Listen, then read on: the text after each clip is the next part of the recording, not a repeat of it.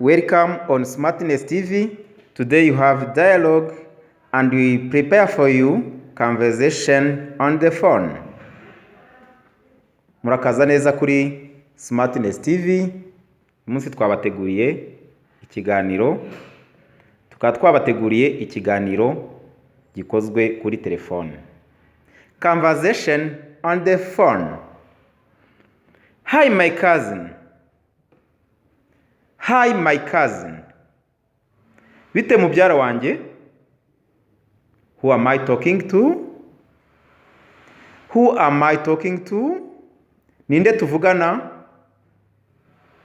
Ninde tuvugana? Don't you have my phone number? Don't you have my phone number? Ese nta na nimero yanjye ukigira? Ese nta na nimero yanjye ukigira?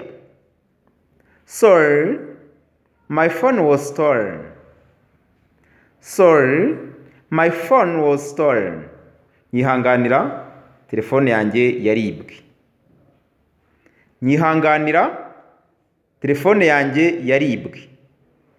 Then I lost all the numbers. Sorry, my phone was stolen. Then I lost all the numbers.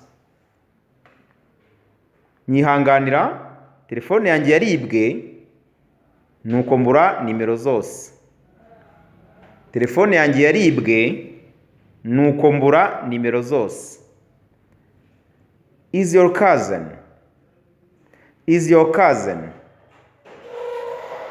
Ni mubyara wawe. Ni mubyara wawe. Is your cousin? Oh, cousin. I miss you so much. Oh, cousin. I miss you so much. Oh, mubyara.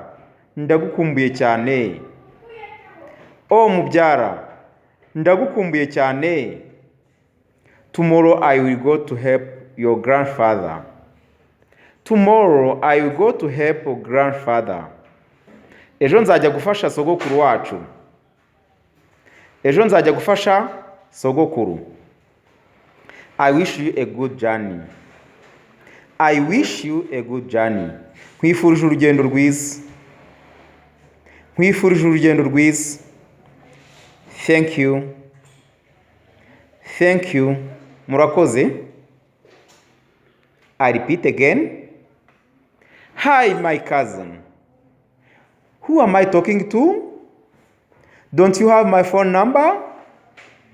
Sorry, my phone was stolen. Then I lost all the numbers. Is your cousin? Oh, cousin, I miss you so much. Tomorrow I will go to help your grandfather. I wish you a good journey. Thank you. Don't forget to make subscription. See you the next occasion. Thank you very much.